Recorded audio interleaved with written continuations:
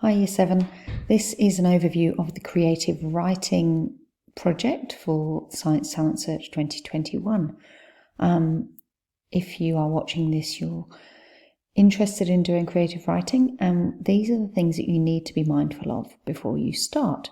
You only have 4 possible titles that you can use for this one, and they are as follows: climate change, diet change, number 1, food farming in the city, number 2, turning waste into food, that one sounds good, and gastronomer's design guide to the galaxy, the 4th one. Use your booklet as a checklist and go through this list of criteria yourselves as you develop your ideas.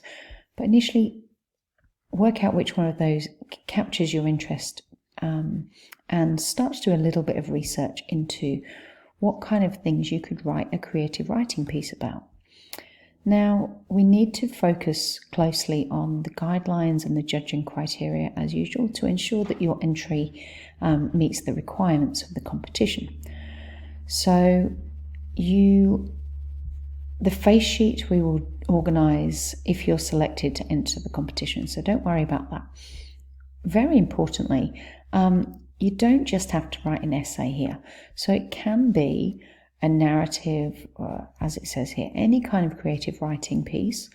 It can be in essay form, but it could also be a comic, a cartoon, a graphic novel, a diary, a letter.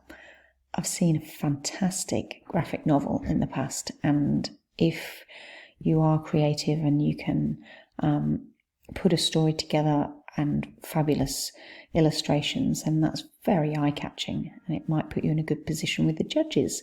However, what you also need to make sure that you do is incorporate the science. So it's not just a story, it must actually, with it being Science Talent Search, incorporate some real science from the world around us.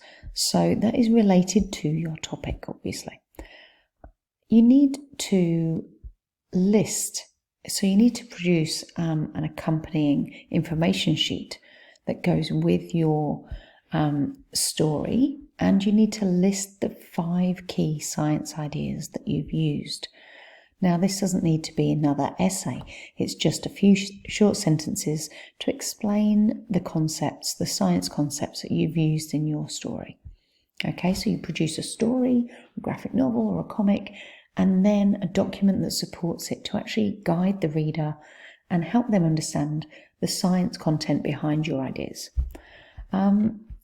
You also need to do a bibliography, which you'll be able to find in the Science Talent Search handbook or from your teacher. There are very clear guidelines on how to do that. Acknowledge anybody who's given you help, and you don't have to obviously type your report or your story, because some of them will be hand-drawn. You can also handwrite it, but make sure that it's clear and it's neat and it's spell-checked and the grammar's correct, because they're all important criteria for you to be assessed on. The illustrations need to be original. You mustn't use anything from the internet or drawn by anybody else. So you can hand-draw or you can draw in a computer program.